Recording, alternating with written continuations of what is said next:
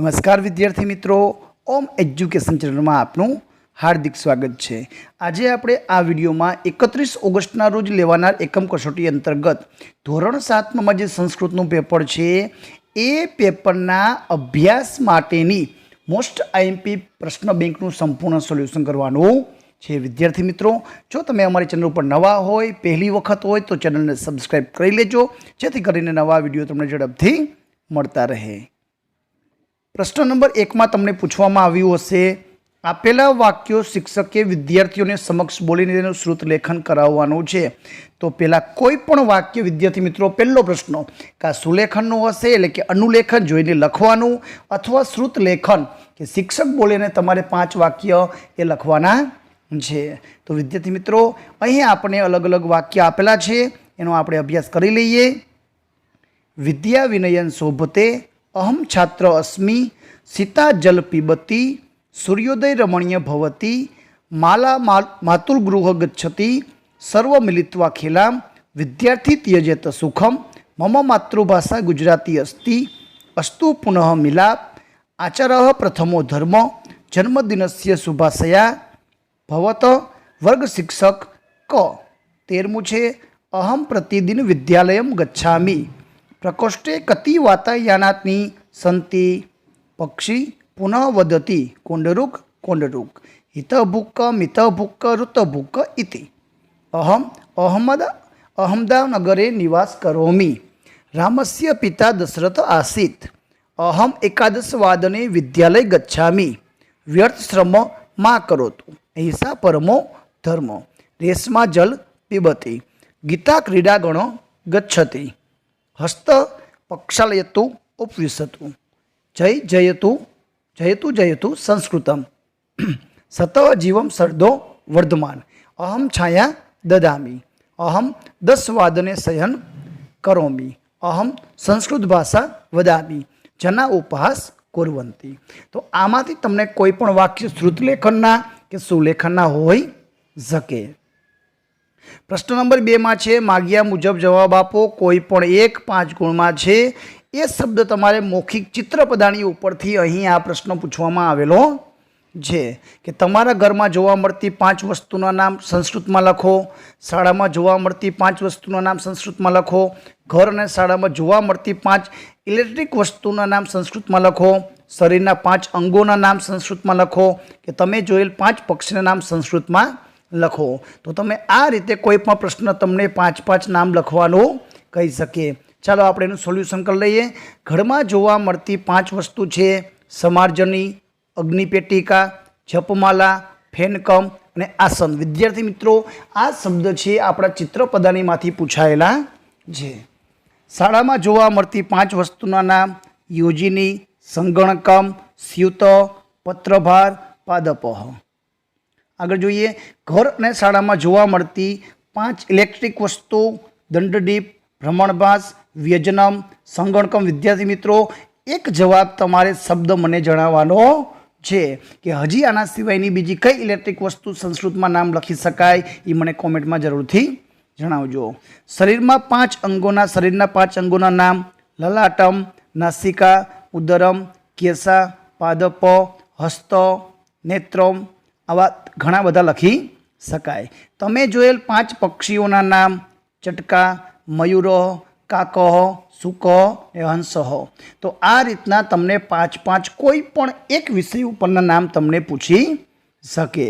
આગળનો પ્રશ્ન છે વિદ્યાર્થી મિત્રો, નીચે આપેલા સુભાષિતો શ્લોકમાં તમારા શિક્ષક દ્વારા વારાફરતી શુદ્ધ ઉચ્ચારણ કરાવે।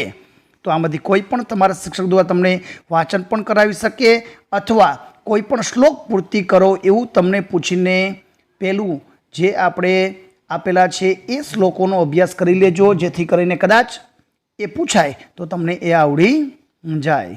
આગળ પ્રશ્ન નંબર 4 આપેલું છે, નીચેના આપેલા ગુજરાતી વાક્યનો સંસ્કૃતમાં અનુવાદ કરો।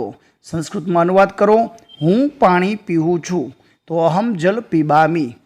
આ મારી શાળા છે, તો એસહ મમ પાઠશાલા। આ ઝાડ છે, એસહ વૃક્ષ અસ્તિ। હું ગીત ગાઉં છું, અહમ ગીત ગાયામી। गीता नाचे छे, गीता नृत्यति। माता देव समान छे, मातृदेवो भव। વિદ્યા વિનયથી શોભે છે, વિદ્યા વિનયન શોભતે. હું વિદ્યાર્થી છું તો અહમ વિદ્યાર્થી અસ્તિ. આજે સોમવાર છે તો અદ્ય સોમવાર સ અસ્તિ. કાગડો કાળો છે તો કાકા કૃષ્ણ અસ્તિ. આ સોય છે તો એ સહ સૂચિકા. નવ્ય વાંચે છો તો નવ્ય પઠતી. આગળ જોઈએ 13મું છે જેનિલ કૂદે છે તો જેનિલ કૂદતી. ક્યાં જાઓ છો તો કુત્ર ગચ્છતી. તે ગીત ગાય છે તો સહ ગીત ગાયતી. હું શાળાએ જાઉં છું તો અહમ વિદ્યાલયમ ગચ્છામી. રમેશ લખે છે તો રમેશ લિખતી. નરેન્દ્ર કેરી ખાય છે તો નરેન્દ્ર આમ ખાદતી. તે ઋષિને નમન કરે છે તો સહ મુનિ નમતી. આ દફતર છે તો એતત કાર્યાલયમ અસ્તિ. પક્ષી વારંવાર બોલે છે તો પક્ષી બહુધા અથવા પુનઃ પુનઃ વદતી. વરસાદ વરસે છે તો મેઘો વર્ષતી. હું પ્રાર્થના કરું છું તો અહમ પ્રાર્થના કરોમી. પાંદડું પડે છે તો એક પત્ર પતતી. મીના બેસે છે તો મીના ઉપવિશતી. જળ વહે છે તો જલ પ્રવહતી. આ બારી છે તો એતત વાતાયનમ અસ્તિ. મારું નામ રેશમા છે તો મમ નામ રેશમા અસ્તિ. આ સ્ત્રી છે. તો વિદ્યાર્થી મિત્રો, સ્ત્રીને સંસ્કૃતમાં શું શબ્દ કહેવાય છે એ મને જરૂરથી જણાવજો અને મને કોમેન્ટમાં લખજો કે આ સ્ત્રી છે એનું સંસ્કૃત શું થાય. હું નાચું છું તો અહમ નૃત્યામી. તો આ હતા ગુજરાતીનું સંસ્કૃતમાં અનુવાદ. પ્રશ્ન નંબર 5માં આપેલું છે સૂચના મુજબ કરો. કોઈ પણ એક વિભાગ તમારા શિક્ષક દ્વારા તમને આપવામાં આવેલું હશે, જેમાં ઉદાહરણ પ્રમાણે તમારે વાક્ય કે શબ્દો બનાવવાના છે. નીચે આપેલા ઉદાહરણ મુજબ ક્રિયાપદોમાં પરિવર્તન કરો. અહીં કરોતીનું કરિષ્યતિ છે તો વદતીનું વદિષ્યતિ, રોહતીનું રોહસ્યતિ, ખાદતીનું ખાદિષ્યતિ. વિદ્યાર્થી મિત્રો, અહીં વદિષ્યતિ કરી નાખજો, રોહિષ્યતિ કરી નાખજો, રસવાઈ આગળ લગાવી દેજો. ખાદિષ્યતિ, ખેલિષ્યતિ અને નૃત્યસતી. તો આ રીતના તમે શબ્દ છે એ લખી લેજો. બીજું આપેલું છે એમાં ઉદાહરણમાં તમને કાઉસમાં વનમ આપેલું છે, એનું તમારે વનમ મને દૂર કરીને માથે અનુસ્વાર કરવાનો છે. તો અહીં મંદિરમનું મંદિરમ, વૃક્ષે વૃક્ષે, નગરે નગરે, તીર્થે તીર્થે ને ગૃહે ગૃહમ. તો આ રીતના તમારે શબ્દ બનાવીને લખાવવાનું છે. પ્રશ્ન કમાં આપેલું છે કે રેખાંકિત પદોના સ્થાને કૌંસમાં આપેલા શબ્દોનો ઉપયોગ કરીને અન્ય વાક્ય બનાવો. ભાવેશ જલ પીબતી, જલની જગ્યાએ આપણે દુગ્ધમ લખવાનું છે, તો ભાવેશ દુગ્ધ પીબંતી. તો રોટિકાની જગ્યાએ કદલી ફલમ, તો માતા કદલી ફલમ ખાદતી. આરતી કાવ્યની જગ્યાએ પાઠમ, તો આરતી ભગિની પાઠમ પઠતી. ભયની જગ્યાએ વિવાદેન, અલમ વિવાદેન. અહમ ન જાનામી, જાનામી જગ્યાએ વદામી, તો અહમ ન વદામી. તો આ રીતે લાઇનિંગ કરેલો શબ્દની જગ્યાએ કૌંસનો શબ્દ વાપરીને લખવાનું છે. અહીં તરતી તો તરિષ્યામી, પાછળ મી શબ્દ લગાવવાનો છે. કથ્યતી તો કથિષ્યામી. ખાદતી ખાદિષ્યામી. પ્રક્ષાલયતી પ્રક્ષાલયસ્યત્યામી. ક્રીડતી ક્રીડિષ્યામી. ગચ્છતી ગચ્છિષ્યામી. તો આ રીતના તમારે શબ્દ બનાવવાના છે. એ વિભાગમાં આપેલી ખાલી જગ્યા છે, કોઈ પણ ખાલી જગ્યા સાચો શબ્દ પસંદ કરીને લખવાનો છે. તો બાલક ખાલી જગ્યા વદતી, તો બાલક કિમ વદતી. સંતુષ્ટ પક્ષી ખાલી જગ્યા સમીપમ ગચ્છતી. તો કુત્ર નીરે ખાલી જગ્યા પ્રવહતી, તો નીરે કદા પ્રવહતી. કૃષક બીજ ખાલી જગ્યા વપતી, કુત્ર વપતી. નરેશ ખાલી જગ્યા વાદને ઉઠિષ્ઠતી. તો કતિ વાદને કેટલા વાગે. તો આ રીતના તમારે જવાબ લખવાનું છે.